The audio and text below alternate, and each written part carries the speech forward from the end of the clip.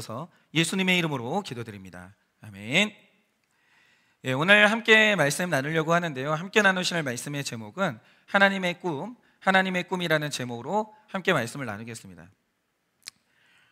제가 몇 살 때부터다 정확히 말씀드릴 수는 없어요. 근데 저는 모태신앙이죠. 아버지가 목회자시니까. 그리고 단 한 주도 교회를 안 나가본 적이 없어요. 단 한 주도.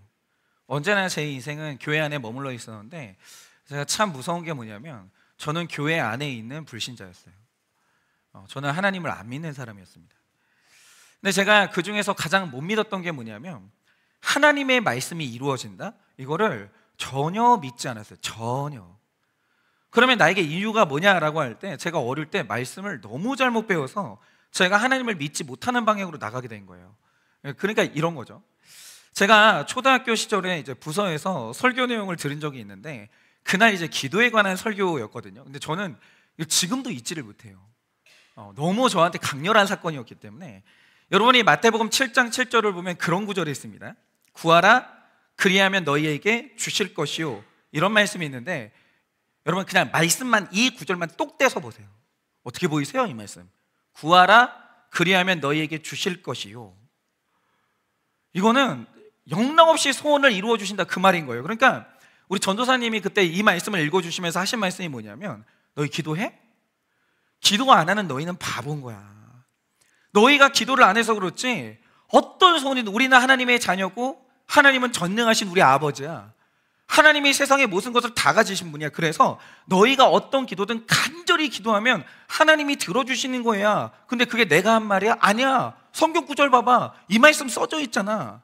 시험해봐. 이 말씀을 하셨는데 말씀을 보니까 내용이 진짜 그런 거예요.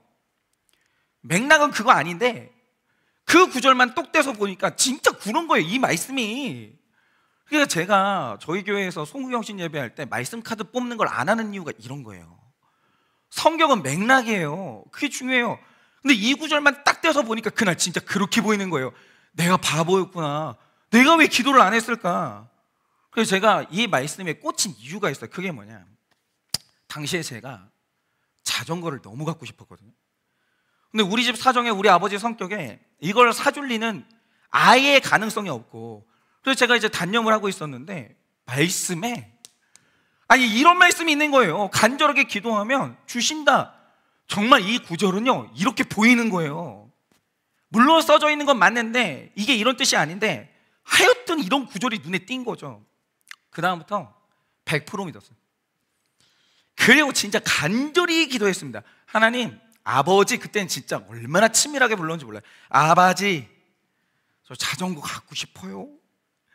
하나님은 다 가지고 계시잖아요. 그러니까 하나님, 자전거 주세요. 주실 거죠? 믿어요. 진짜 간절히 했어요. 진짜 간절히. 근데 저는 그때 정말 이 사실이 얼마나 순수하게 믿어졌는지, 아침에 일어날 때마다 가슴이 두근거리는 거예요.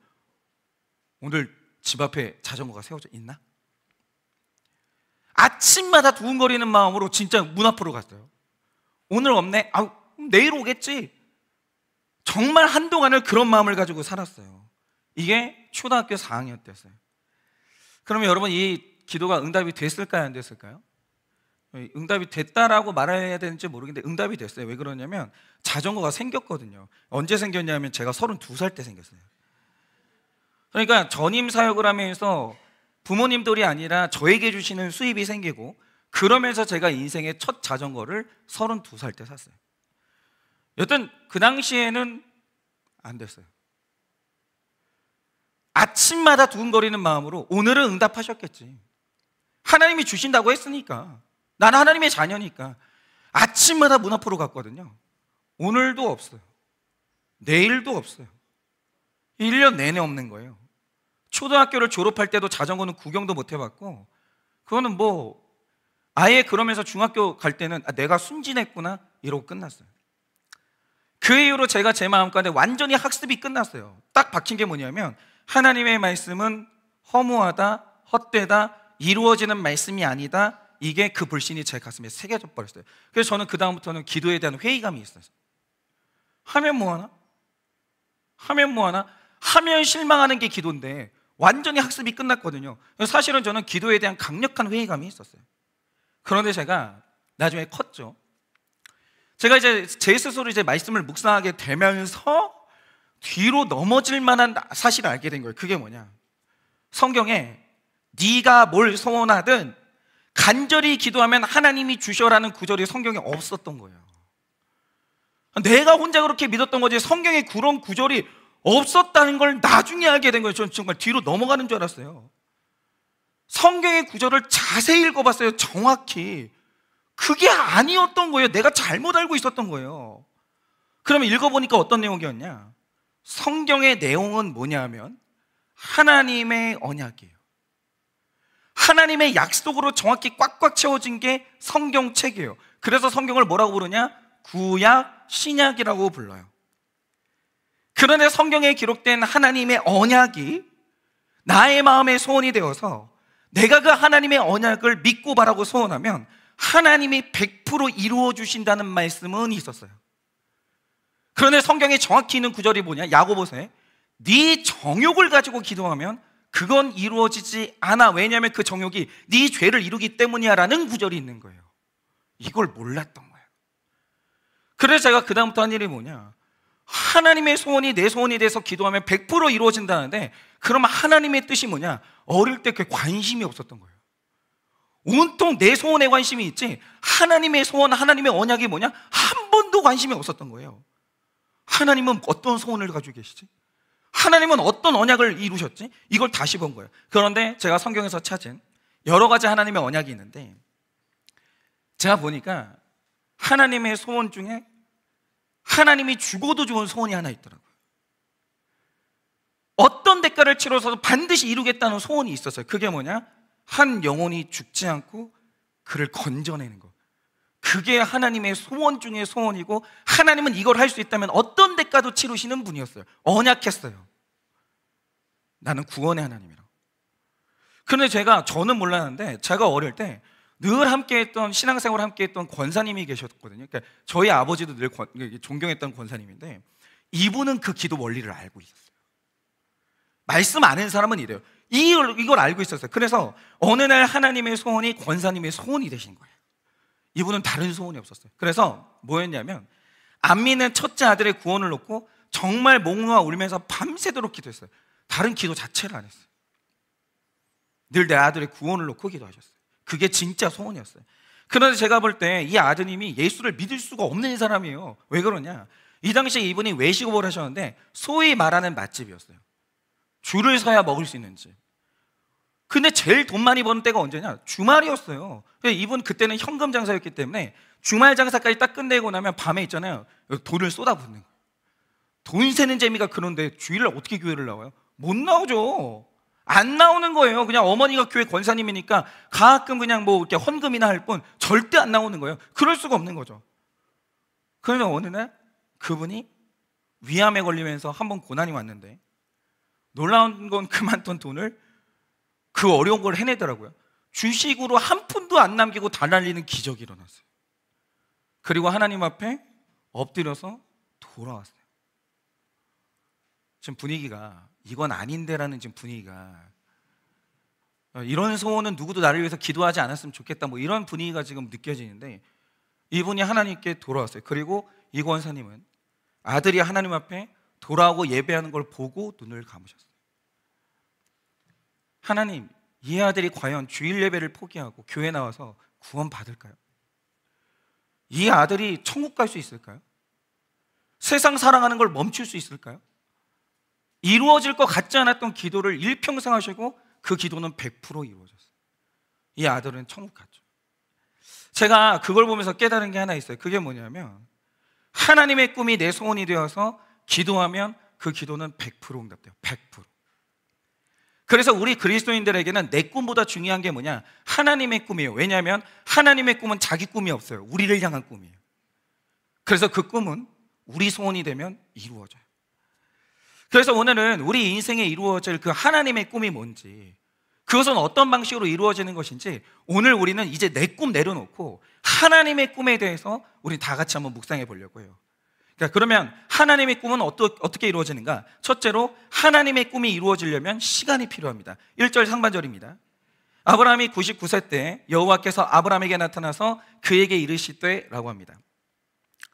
저는 성경에서 저 자신을 알게 되고, 우리 권사님도 아까 오픈해 주셨지만 저는 이런 내용이 제일 좋아요. 저는 이런 하나님이 너무 좋아요. 왜 그러냐? 들어보세요. 지난주였습니다. 불과 지난주. 창세기 16장 16절을 보시면 아브라함이 하갈을 통해서 이스마엘을 낳거든요. 그때 나이가 86세였습니다. 그 지난주 말씀이에요. 근데 오늘 딱 한 장 넘겼잖아요. 17장으로 넘어왔습니다. 근데 17장으로 넘어오니까 아브라함이 몇 살 돼 있냐? 99세 돼 있어요. 한 장 전에 86세였는데 넘기니까 99세 아브라함이 등장해요. 왜 이게 이상한 게 뭐냐면, 아브라함이 인생의 아들 이스마엘을 출생하고 무려 13년 동안 하나님하고 교제가 또 끊기는데 그 사이 기록이 없어요. 늘 하나님과 동행하던 아브라함이었는데 이 사이 기록이 통째로 날아가 있어요. 이 말 뜻이 뭐냐? 아무것도 없었던 거예요. 하나님하고 아브라함 사이에. 그럼 한번 생각을 해보세요. 이 교제가 지금 끊어졌는데 이 교제는 하나님이 끊으셨을까요? 아브라함이 끊었을까요? 말씀의 정황을 보면 아브라함이 끊었어요. 왜냐? 지금 아브라함이 이렇게 알긴 하는 게 뭐냐면, 내 삶에 아들이 태어났어요. 부르다 죽을 이름이 아들이잖아요. 이 아들이 태어났어요. 근데 알아요. 뭘 아냐? 이게 지금 말씀대로 낳은 아들이 아닌 걸 알아요. 그러니까 우리가 지금 불편한 진실이 있어요. 그러니까 왜 한일교회를 오면 자꾸 내가 불편한 얘기를 들어야 되는지 모르겠다는 분들도 있겠지만, 그러신 분들이 있을 거예요. 내 아들이 하나님 안 믿는 걸 사실 나는 알아요. 내 자식이 구원이 없다는 걸 사실 나는 알아요. 그래서 조금 찜찜하긴 했는데 문제가 뭐냐? 이 아들이 나를 너무 행복하게 해주는 거예요. 이 아들이 탁월해요. 아들 태어난 것만 해도 너무 기쁜데 이 아들이 잘하면 잘할수록 너무 똑똑하고 영민한 거예요. 믿음 하나 없는 거예요. 믿음 하나. 이 아들이 내 마음을 다 채워주는 거예요. 그러니까 이제 마음속으로 드는 생각이 뭐냐면, 이 아들 낳기까지 아브라함이 얼마나 고생했어요. 롯을 양자 삼으려고 하니까 하나님이 얘는 안 된대요. 포기했어요. 엘리에셀을 양자 삼으려고 하니까 얘도 이방인이라 안 된다고 하시고, 오래 기다렸어요. 아브라함이 만만할 사람은 아니에요. 허접한 사람 아니에요. 오래 기다렸어요. 80대 중반이 될 때까지도 하나님이 응답을 안 해요. 별만 보여주시는 거예요. 별이 내 아들은 아니잖아요. 그러다가 고생 끝에 겨우겨우 이렇게 괜찮은 아들을 낳았고, 이 아들이 너무 괜찮아요.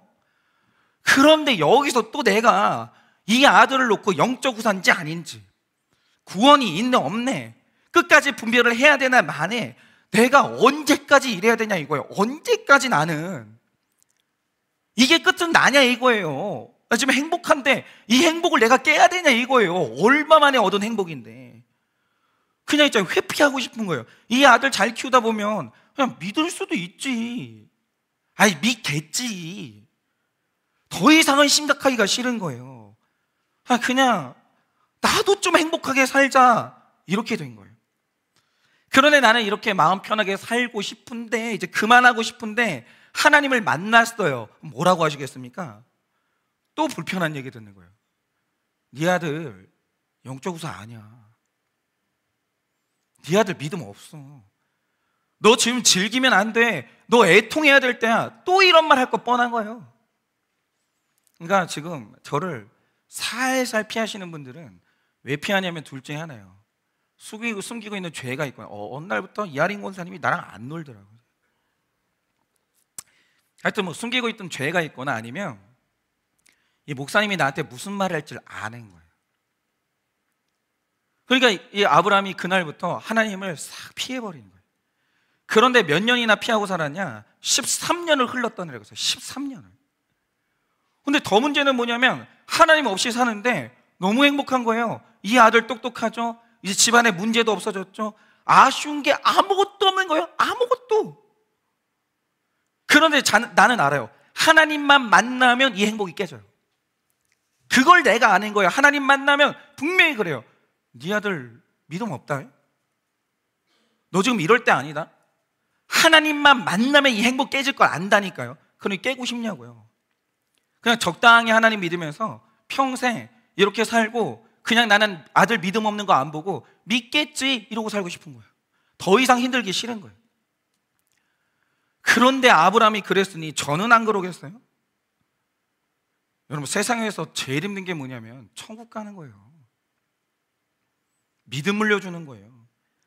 그래서 우리는요, 영적인 상속을 하는 게 너무너무 힘든 거예요. 그러니까 이런 거죠. 저는 저희 집이 제가 이제 4대째인데 저희 할머니의 믿음을 할머니는 아버지에게 무사히 물려주셨어요. 그래, 아버지는 정말 일평생을 투자해서 세 아들들에게 정말 혹독했어요. 인생 최선 다하고 아버지는 인생 통째로 다 내려놓고 하나님께 올인하면서 자녀들한테 무사히 나의 하나님을 물려주셨어요. 그럼 이제 그 하나님을 내가 물려줄 차례잖아요, 제 딸한테. 내 사명은 뭐냐면 내가 믿는 하나님을 내 딸이 믿고 내가 주인으로 인정하는 하나님을 내 딸도 그 주인으로 인정해야 돼요. 그래야 천국 가요. 이 영적 유산을 무사히 물려주는 것, 이게 제 인생의 소원이거든요. 여러분, 하나님이 저에게 이 딸을 보내신 이유는 아빠 사랑해요, 이거 즐기라고 보내신 게 아닙니다. 그러나 이 자녀가 세상에서 너무 잘 살고 우리는 잘 지내고 집이 너무 행복한 거예요. 하나님 얘기만 안 하면.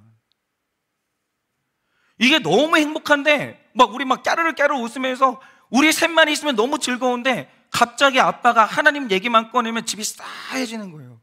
아빠 그 얘기 좀 안 하면 안 돼? 때 되면 내가 알아서 믿을게. 아빠가 엄마가 자꾸 이러니까 내가 엄마 아빠랑 가까이 지낼 수가 없는 거야. 이러면서 애가 집이 분위기가 싸해지는 거예요. 그러면 뭐라고 못하는 순간이 오는 거예요. 그러니까 누가 이 문제로 또 목사님 만나면 애는 어떻게 됐어요? 애들은 왜 교회 안 나와? 이 얘기가 듣기가 싫은 거예요. 듣기가 싫은 거예요. 그러니까 이 대단한 아브라함이 무려 13년 동안이나 하나님을 회피하는 놀라운 날이 오는 거예요. 그날이 와요. 그런데 이러자 일어난 일이 뭡니까? 생각해보세요. 이게 되게 힘든데 목자님들이나 저나 그럴 때 있잖아요. 성도님들이 시험 들어요. 가슴이 식어요. 몇 주간 안 나와요. 그러면 이제 목자님들이 전화를 할 거 아니에요. 전화를 하면 목자님들이나 저 같은 사람들은 반드시 살다 보면 어느 날 거절을 당해요. 목자님, 전화하지 마세요. 심지어 어떤 사람은 딱 그래요. 목자님한테 시험 들어서 안 나가는 거예요. 어떤 사람들은 내가 전화를 해보면 나를 차단한 걸 이제 알게 돼요. 그 거절감이 어마어마하거든요. 이거 몇 번 되잖아요. 이 상처가 쌓이잖아요. 전화를 못 해요. 나는 또 어떤 상처를 받게 이렇게 겁나가지고 전화를 못 하는 거예요. 여러분, 하나님이 있잖아요. 13년 동안 아브라함 때 거절당했어요. 하나님, 저한테 만나러 오지 마시라고요. 하나님, 연락하지 마시라고요. 하나님, 저 잘 살 테니까 하나님, 저 좀 내버려 두세요. 13년을 하나님이 거절을 당했어요. 그럼 버리죠. 하나님 뭐가 아쉬운데요? 버리죠. 그런데 하나님이 13년 만에 아브라함에게 또 손을 내미시는 거예요. 우리 얘기 좀 하자. 이대로 갈 수는 없지 않냐. 이게 인간적으로 보면 되게 비굴한 거거든요. 하나님이 먼저 고개를 숙이는 거예요. 하나님은 이래요. 하나님이 인간에게 먼저 고개를 숙여요. 근데 얼마나 치사해요. 그전에는 하나님 없이는 못 산다고 하면서 자기 조카 구하러 갈 때는 하나님 도와주세요 이래놓고 아들 생기니까 볼일 끝난 거예요. 사람이 태도가 싹 바뀌는 거예요. 그리고 하나님을 찾지도 않는 배은망덕한 인간이 아브라함이에요. 인간적으로 보면 이런 인간은 상종을 하면 안 돼요. 이거 실수 아니거든요. 인격이거든요.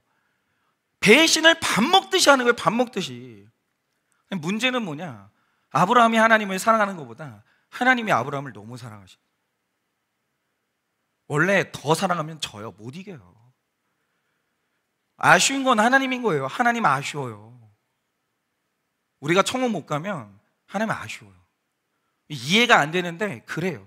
그래서 하나님이 먼저 13년 만에 우리 얘기 좀 하자 이러면서 먼저 손을 내미시는 거예요.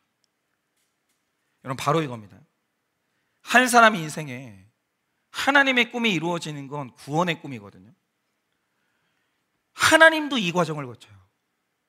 하나님이 이 과정을 거쳐요.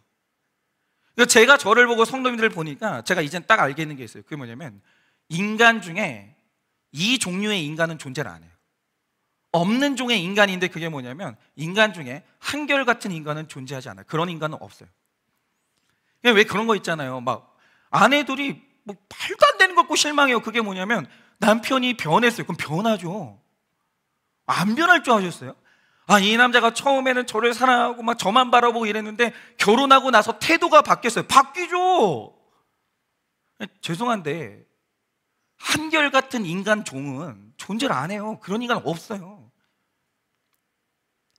넘어지고 또 넘어지는데 한때 마음이 뜨거웠다가 반드시 식어져요. 언젠가는. 하나님 잘 붙드는 줄 알았는데 뒤돌아보면 다시 방황을 시작해요. 또 방황을 시작해요. 근데 이 시간을 하나님이 끝도 없이 기다려요. 하나님은 마법이 없어요. 하나님이 여러분한테 최면을 걸어가지고 오늘부터 너는 거룩한 성도 얍 이런 거 없어요.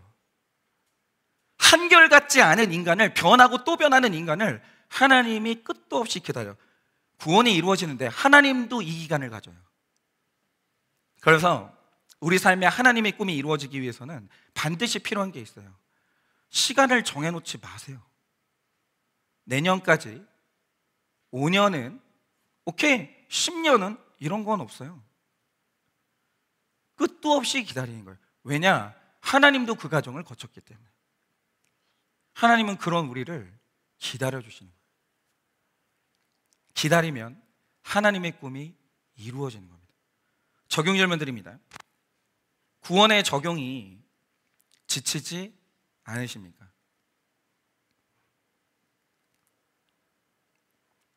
구원의 적용이 지치지 않으십니까? 이제는 분별하기 싫은 나의 이스마엘은 무엇입니까? 이제는 분별하기 싫은 나의 이스마엘은 무엇입니까?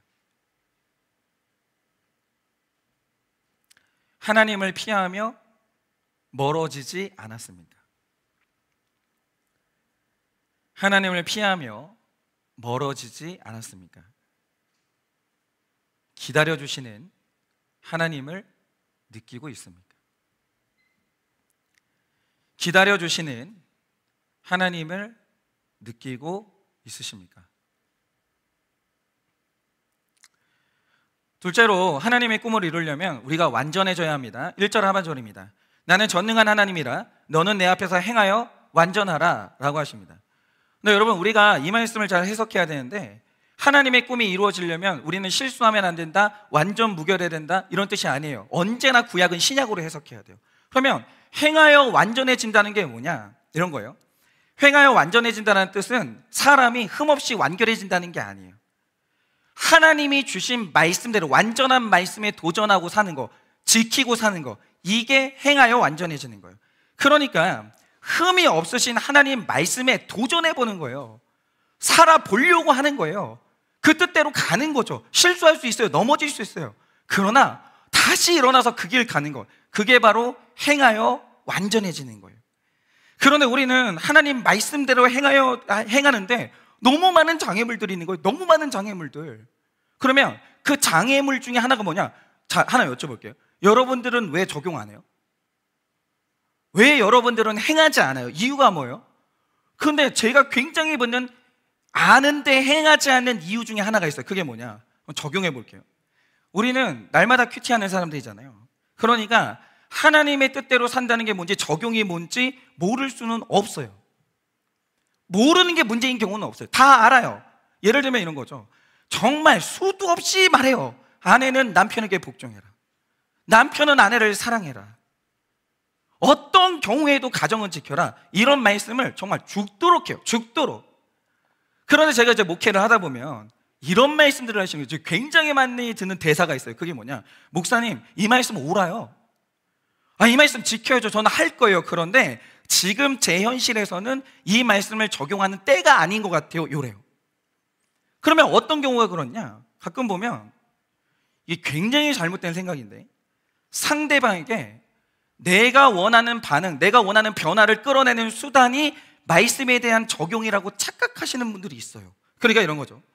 내가 이 사람에게 복종하면 이 사람이 변하겠지.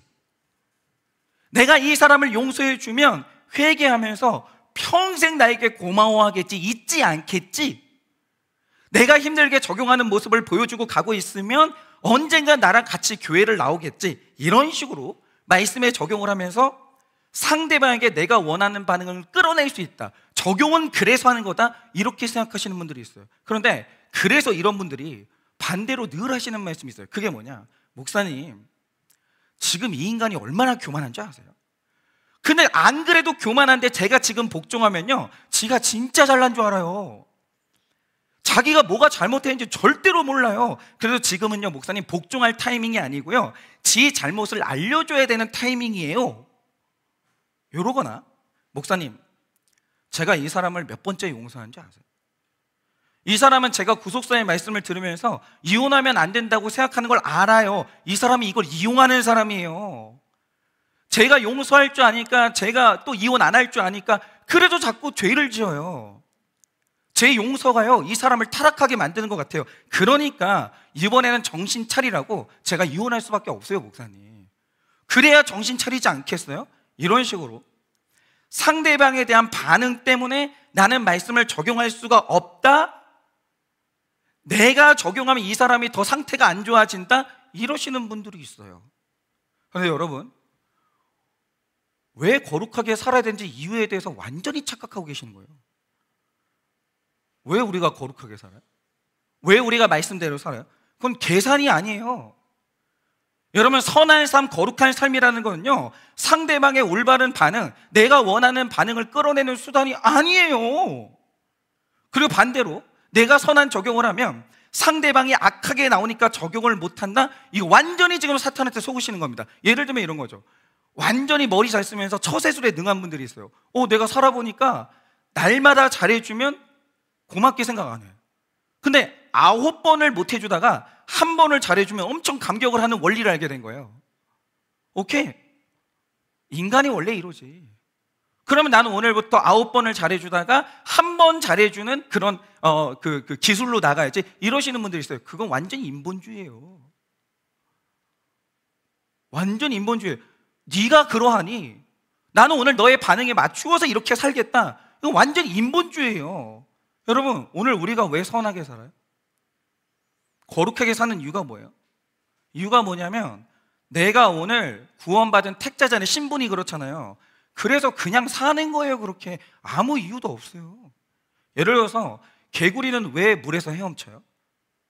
뭘 계산해서 그런 게 아니에요. 개구리 존재가 그러니까 그냥 물에서 헤엄치는 거예요. 왜 우리가 선하게 사는 줄 아세요? 왜 거룩한 적용을 하는 줄 아세요? 그냥 하는 거예요. 왜? 난 구원받은 자이기 때문에. 다른 삶이 없다니까요, 그리스도인들에게는.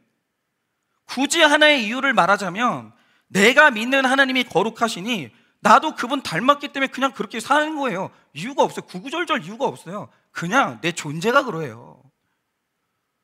너를 위해서, 어떤 계산을 위해서, 너를 변화시키기 위해서 교만하지 마세요. 성경에 그런 식으로 적용하라는 구절이 없어요. 그러니 거룩한 삶을 살면서 사람의 반응을 기대하고 사람 반응에 따라 실망하면서 나 이제 안 해, 그만하세요. 이런 거 누가 그러라고 했어요? 상대방의 반응이 오늘 내가 거룩하게 사는 이유가 안 된다니까요. 사람을 성령님이 변화시키는 거지, 나의 전략적인 선한 삶이 사람을 변화시키는 게 아니라는 거예요. 그거 인본주의예요. 그리고 이런 것도 있어요. 우리 오늘 헌신합니다.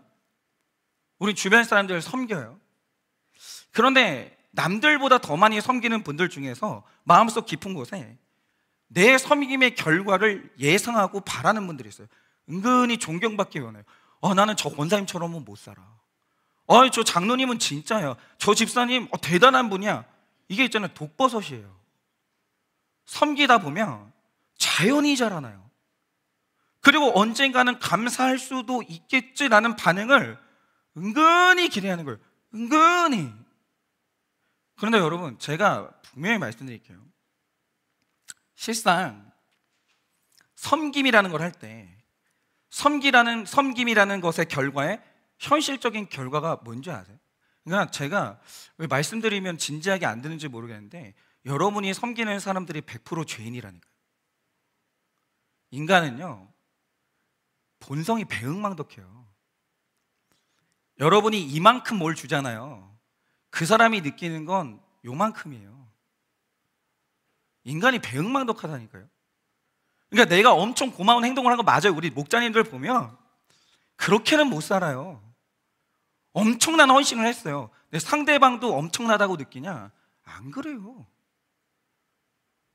사람이 본성이 그래요. 심지어 내가 열심히 섬기면 어느 날부터 그게 당연해지면서 내 섬김이 부족하다 싶으면 나한테 화내요. 나한테 뭐 맡겼어요? 그러니까 이런 거예요. 실컷 밥을 해서 먹였는데 오늘 국이 짜대요. 아니 목자님 오늘 고기가 없어요. 뭐 이런 식으로 나오지는 않을 수도 있는데 그런 사람도 있다는 거죠. 되게 오늘 당연해져요. 그리고 화가 나요. 왜 날 안 섬겨? 내가 교회를 안 나오는데 왜 전화를 안 해? 근데 전화 뭐 맡겨놨어요?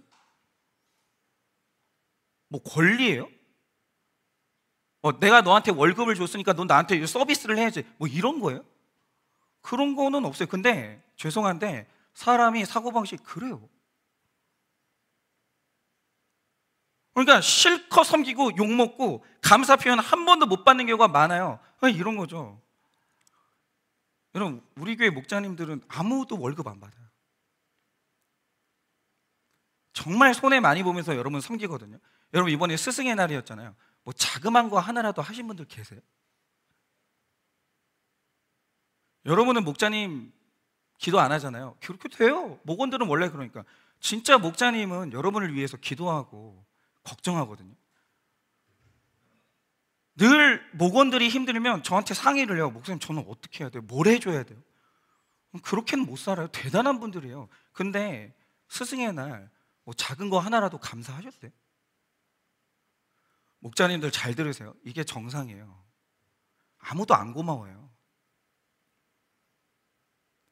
그런데 만약에 내가 섬긴 다음에 상대방의 칭찬이나 감사 표현을 바란다? 상대방의 반응이 내가 오늘 섬기는 것의 원인이고 동력이다? 반드시 둘 중에 하나인데 상처받거나 탈진하세요. 허무함을 느끼는 거예요. 내가 이거 뭐 하려고 하나.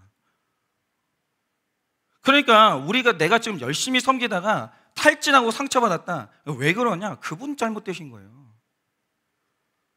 상대방의 반응이 내가 섬김이라는 행동을 하는 원인이 아니에요. 성경은 그런 걸 말한 적이 없어요. 왜 우리가 섬겨요? 내가 구원받았고 그보다 내가 더 깊은 은혜를 받았기 때문에 그냥 그러고 사는 거예요. 그게 우리 본성이에요. 이유가 없다니까요. 내가 구원받았고 내가 크신 하나님을 알게 됐다. 그럼 그냥 그렇게 사는 거예요. 그리고 굳이 하나 더 말하자면 내가 너무 사랑하는 하나님이 그분이 종이에요. 천국은 신이 인간을 섬겨요. 내가 그분 닮아서 나도 섬기는 거예요. 그냥 너무 생각 많이 하지 마세요. 무슨 생각이 그렇게 많아요. 그냥 하는 거예요. 무슨 목사가 돼가지고 있잖아요. 나는 왜 부름받은 것인가? 섬김이라는 무엇인가? 막 사람들이 이렇게 반응을 하는데 이때 나는 무엇을 해야 되는가? 뭐 그런 거 없어요. 그냥 하는 거예요. 목사인데 무슨 이유가 필요해요? 섬기는 거지. 여러분 자꾸 내 섬김을 받는 상대방의 반응을 기대하지 마세요. 그러면 죽는 날까지 행하여 완전한 삶은 못 살아요. 왜냐? 그 반응은 안 와요. 그러니 거룩하게 살면서 자꾸 사람들의 반응을 기대하는 내 악한 소원을 발견하세요. 섬긴 다음에 은근히 숨긴 다음에 그러나 찬양받고 싶어하는 그 인종중독을 회개하세요. 그것 때문에 상처받으신 거예요. 그것 때문에 허탈하신 거예요. 여러분 이 모든 것이 없이 행하여 완전함으로 나아가야 그래야 우리는 하나님의 꿈이 이루어지는 거예요. 그런데 13년 만에 나타나시는 하나님께서 아브라함의 부족함을 깨닫게 하시는 거예요. 너 지금 뭐하니? 내가 너 삶을 통해서 이룰 꿈이 있는데 넌 지금 뭐하냐? 왜 거기 멈춰있냐? 그러자 아브라함이 행하여 완전해지지 못하는 자기 죄와 악을 본 거예요. 내가 또 행복이 또 우상이 됐구나. 아니 내 아들 구원시켜야 되는데 내 행복이 뭐라고? 내가 또 여기로 떨어졌구나. 다시 돌아간 거예요. 그러자 2절 3절에 끊어졌던 언약이 다시 회복되는데 이렇게 기록하고 있죠. 내가 내 언약을 나와 너 사이에 두어 너를 크게 번성하게 하리라 하시니 아브라함이 엎드렸더니 하나님이 또 그에게 말씀하여 이르시되 라고 합니다. 사이가 회복되는 거예요. 그러니까 저도 이번 주에 이제 처참하게 그걸 다시 한번 느꼈는데, 일부 때도 말씀드렸는데, 제가 여러분, 남편이 아내 생일을 챙기는 게 이유가 있어요? 없어야 되죠. 근데 그건 이론이더라고요. 제가 이번에 저희 아내 생일을 챙겼는데 주제에 없는, 우리 주제에 좀 약간 넘치는 선물을 해줬어요. 그럼 제 생일은 어떤 반응이 와야 되겠어요? 인간이면? 아주 은근히 기대하고 있었어요. 그날, 예레미야서의 그날이 아니라 그날. 그래서 은근히 기다리고 있었죠. 그리고 그날이 왔어요. 그래서 제가 정말 가슴 터지는 기대감으로 저희 아내랑 이제 교회 올 때 물어봤어요. 여보, 좋은 날이네 오늘. 그래, 여보 뭘 준비했어? 물어봤죠. 저희 아내가 막 웃으면서 에이 이 사람아, 그러면서 가방을 뒤지는 거예요. 역시나 그렇지, 선한 삶은 돌아오는 거지. 막 가방을 뒤져요. 그리고 뭘 꺼내냐? 갑자기 이걸 꺼내는 거예요. 나 진짜 손가락 어떻게 할 뻔했어 진짜. 이게 뭐, 이따위가 뭐냐고. 이따위가 내가 얼마짜리를 해줬는데 이걸로 퉁치는 거예요. 인간은 안 돼요. 인간은 그런 거예요. 여러분, 내가 이걸 하면 이 사람이 이렇게 반응하겠지? 내가 이렇게 하면 저 사람이 저렇게 할 테니까 나는 안 해야지? 다 버리세요. 그럼 행하여 완전하지 못한 거예요. 여러분, 그냥 하는 거예요. 그래서 행하여 완전함으로 나아가, 이유가 없는 행하여 완전함으로 나아가 하나님의 꿈이 성취되는 여러분 되시기를 바라봅니다. 적용 질문 드립니다. 거룩한 적용을 통해 상대방에게 얻고 싶은 반응은 무엇입니까? 뭘 바라서 적용하시는 거예요 도대체? 거룩한 적용을 통해 상대방에게 얻고 싶은 반응은 무엇입니까? 어떤 반응이 두려워 거룩한 적용을 못 하십니까? 어떤 반응이 두려워 거룩한 적용을 못 하십니까? 사람이 아니라 하나님께 초점을 맞추는 적용은 무엇입니까? 사람이 아니라 하나님께 초점을 맞추는 적용은 무엇일까요? 자명한 거 하나 있죠. 기대하지 않는 거예요. 그게 가장 아름다운 적용이에요. 기대하지 않는 거. 셋째로, 하나님은 반드시 꿈을 이루십니다. 4절 5절입니다. 보라, 내 언약이 너와 함께 있으니 너는 여러 민족의 아버지가 될지라. 이제 후로는 내 이름을 아브람이라 하지 아니하고 아브라함이라 하리니 이는 내가 너를 여러 민족의 아버지가 되게 함이니라 라고 하십니다. 여러분, 정말 하나님은 오래 기다리셨어요. 하나님이 아브라함 하나 택하는 바람에 얼마나 답답하고 기가 막힌 순간이 많았는지 몰라요. 그런데 아브라함의 인생에 드디어 이 날이 오는 거예요. 이 날이 하나님의 꿈이 이루어지는 거예요. 이전까지는 아브라함, 다시 말해 존귀한 아버지였거든요.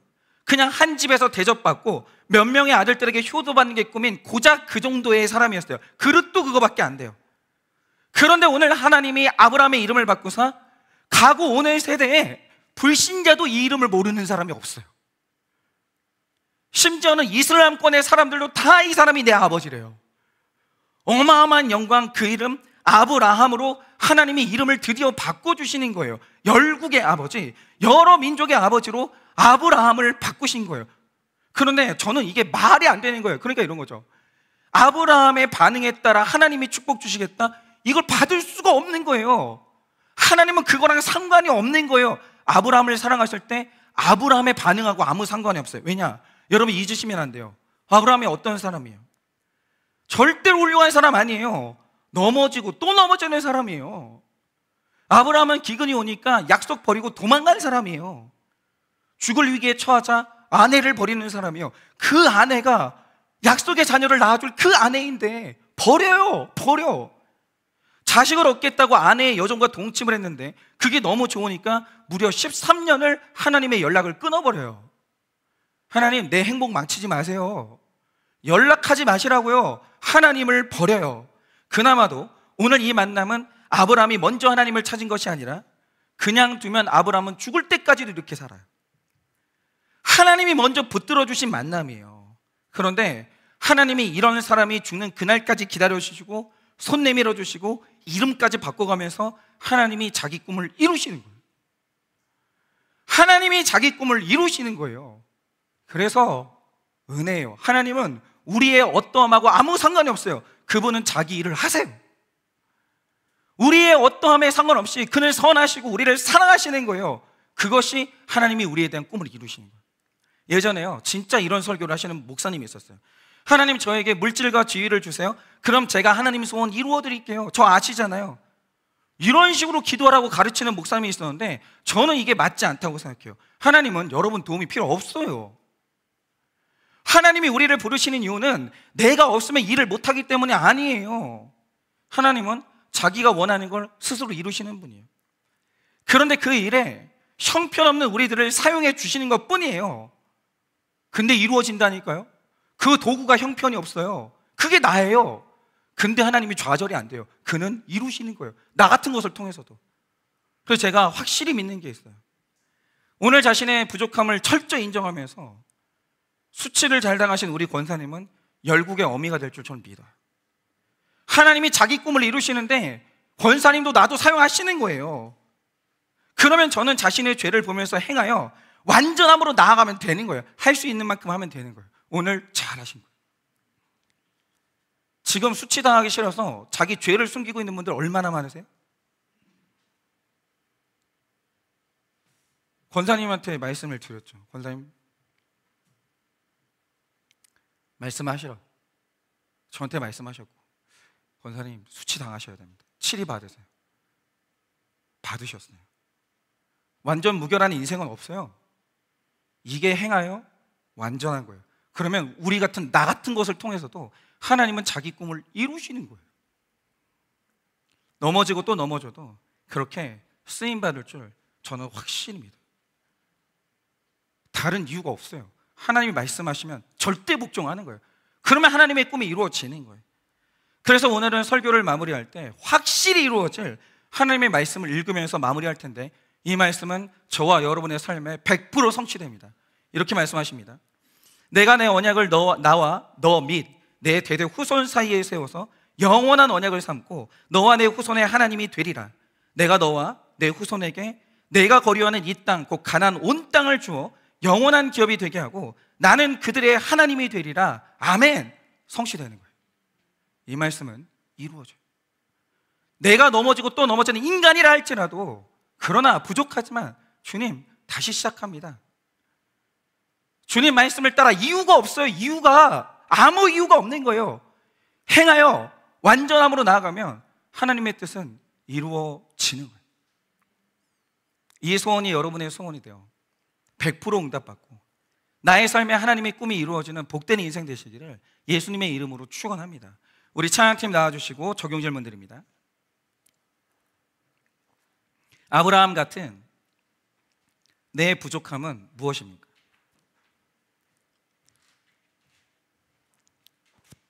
아브라함 같은 내 부족함은 무엇입니까? 이런 나를 통해 하나님의 꿈이 이루어질 것을 믿으십니까? 이런 나를 통해 하나님의 꿈이 이루어질 것을 믿으십니까? 여러분의 인생이 어떻게 쓰임받길 원하십니까? 여러분의 인생이 어떻게 쓰임받기를 원하십니까? 이 시간에 우리 다 같이 찬양